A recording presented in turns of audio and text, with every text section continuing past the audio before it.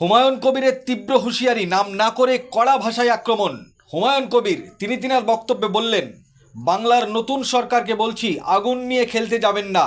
আমি যতদিন বাঁচব বাংলার কোনো মুসলমানের গায়ে হাত দিবেন না। আমরা আগে কোনো অমুসলিমের সঙ্গে ঝগড়া বা ঝামেলায় জড়াবো না, কোনো অমুসলিমদের সম্পদ আমরা দখল করব না, কিন্তু মনে রাখবেন আগুন নিয়ে খেলতে যাবেন না।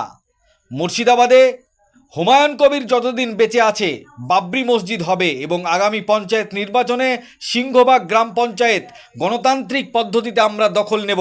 মন্তব্য হুমায়ুন কবিরের। বিস্তারিত কি বলেছেন শোনাবো আপনাদের। এই ভিডিওটি যারা দেখছেন ভিডিওটি শেয়ার করবেন, চ্যানেলটি লাইক করবেন আর সাবস্ক্রাইব করবেন।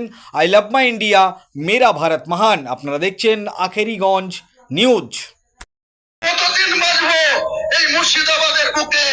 কোন মুসলমানের গায়ে হাত দিলে বাংলার নতুন সরকার বিজেপির সরকারকে বলছি, আগুন নিয়ে খেলতে যাবেন না।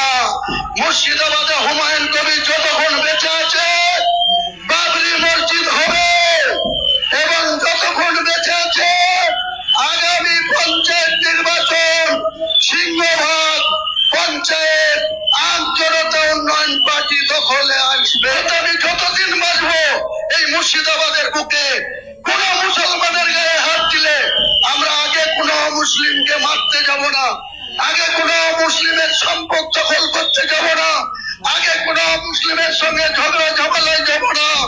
কিন্তু মনে রেখো, ভারতবর্ষের সরকার মোদীজিকেও বলছি, বাংলার নতুন সরকার বিজেপির সরকারকেও বলছি, আগুন নিয়ে খেলতে যাবেন না।